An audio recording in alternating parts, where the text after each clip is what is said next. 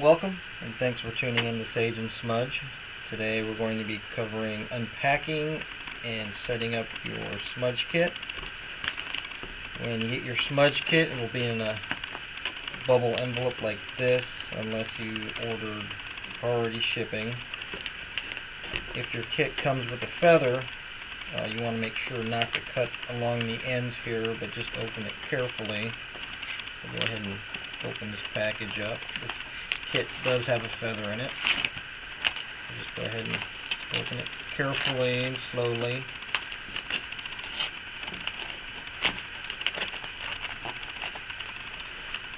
When you get the package open, see a jumbled mess of packing paper in there. Just go ahead and set it on its side. Reach your hand in there and go around for the shell package. And go ahead and just pull that out.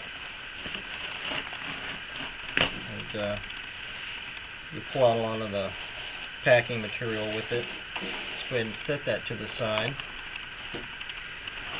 If you look inside the package, you'll see the feather in a clear plastic sheath. It will have a yellow feather sticker on it. Just go ahead and pull that up and out. And when you open up your feather package, you want to cut open on the end opposite from the feather end itself. You want to cut along the handle side. So just take your finger and bunch up a little bit of that plastic there. You can even go ahead and take the feather sticker off.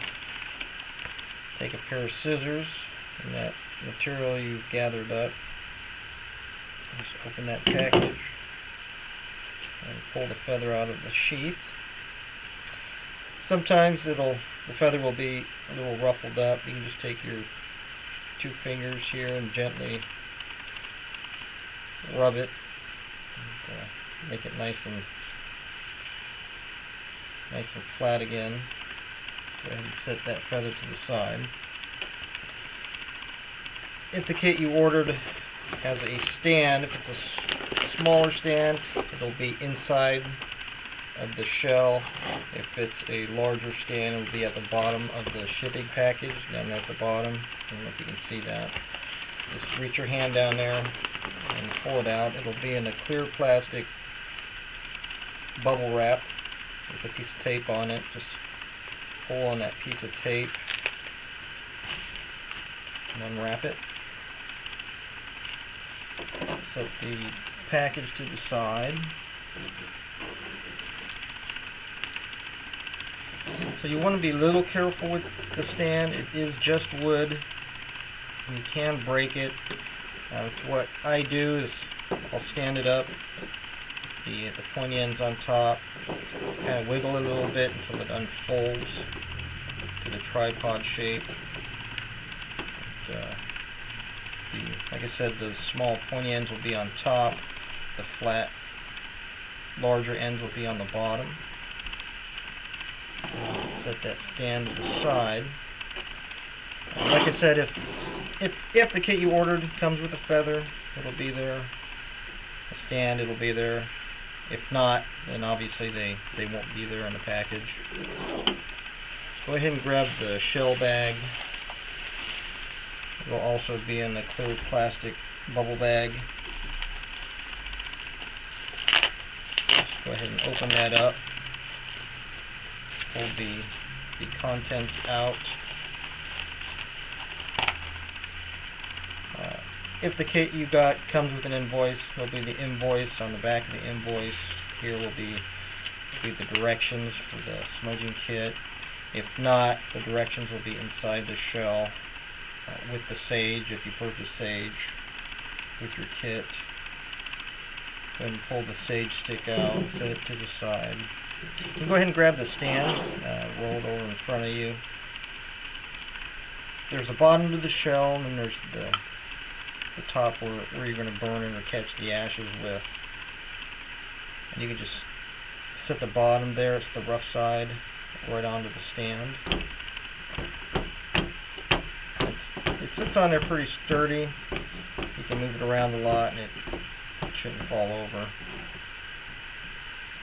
What I usually do when I burn the sage and the stick for smudging, I'll pinch one end of it. I'll go ahead and I'll light the other end, blow it out, and I'll take the shell and I'll cup it right in the same hand, like that, so when the ashes fall, they fall into the shell and don't fall into the floor or the carpet and make a mess. But some people like to burn in the shell when they're having a ceremony or they're meditating, and you can do that also.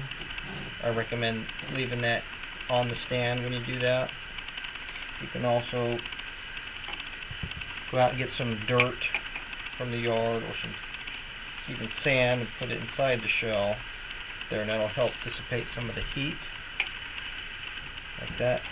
Some people like to break up the sage stick or even purchase loose leaf sage to burn inside the shell. And if, like a regular sage stick, if you take off the twine off of it, it'll just break up. You can even light it like that. Some people like to use hookah charcoals, and what you would do with that is you would set it before lighting. Obviously you would set it on the sand or the dirt, light it, let it burn for about 5 or 10 minutes, come back, and then pour your sage or your other herbs or even resins on to the charcoal disc. Now just remember that it is hot and it can burn you. I recommend, if it is hot, you can use a spoon to put your herbs on it, or even your resins, and just go ahead and burn that in place. Or you can even, if you're having a circle ceremony, you can pass it from person to person, and it shouldn't get too hot. You just got to test it a little bit. If you need any refills, sage, or anything, you can go ahead and come onto our website and purchase that. I thank you for tuning in today, and happy smudging.